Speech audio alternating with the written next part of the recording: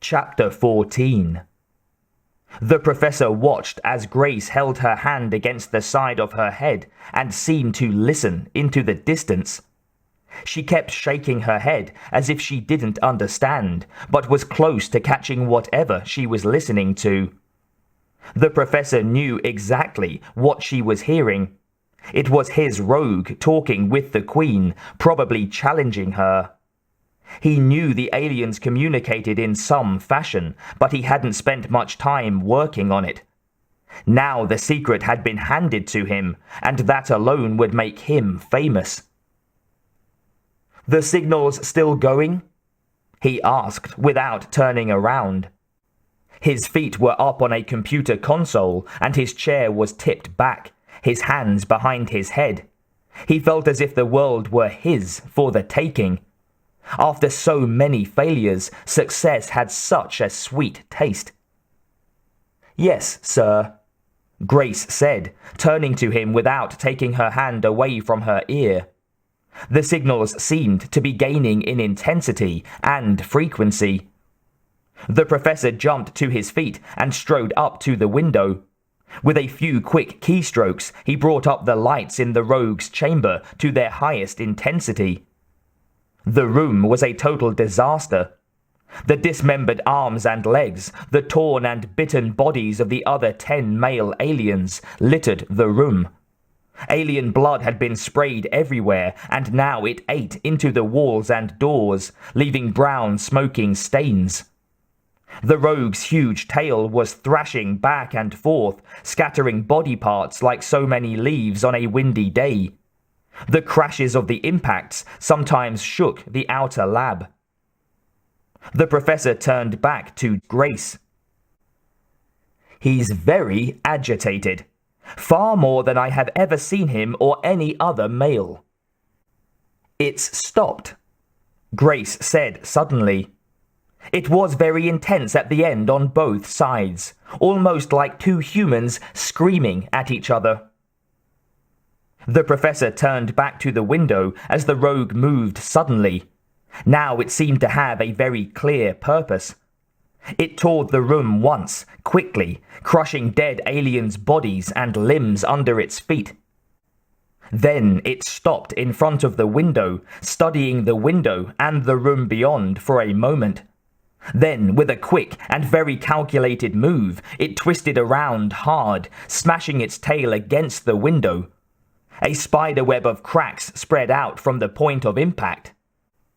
"Grace, look at that power, will you? A marine subsonic cannon at point-blank range couldn't crack that glass.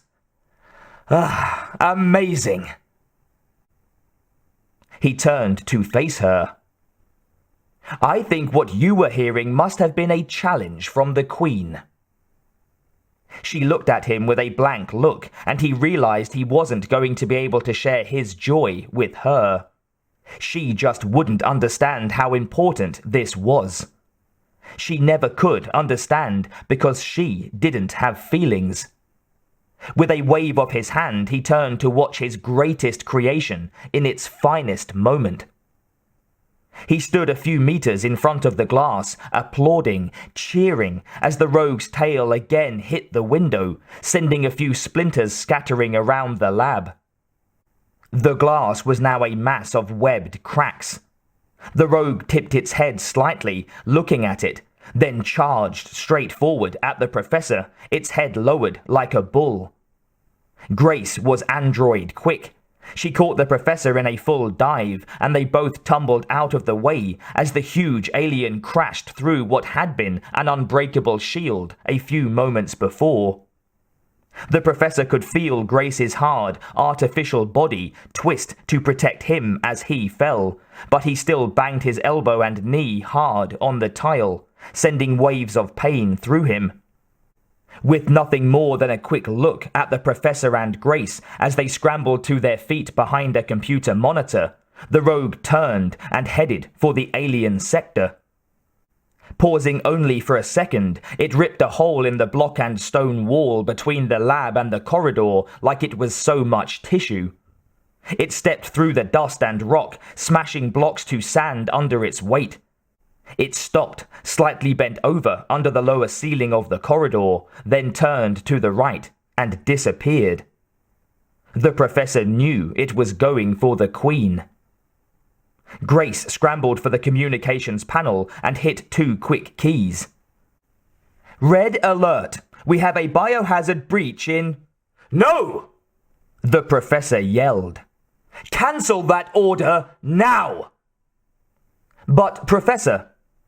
Kleist looked at her directly and with his harshest voice said, I don't want him so much as scratched. If he is, I will hold you responsible. Understand? He looked over at the hole in the wall where the rogue had gone. The dust was still settling from the air.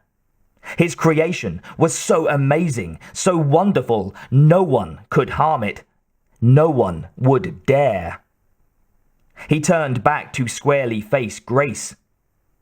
Now, cancel that order and relay what I just said. I know where he's going and I want him in one piece when he gets there. Then, very calmly for a man who had almost been killed, he headed for his office. He knew where the rogue was going.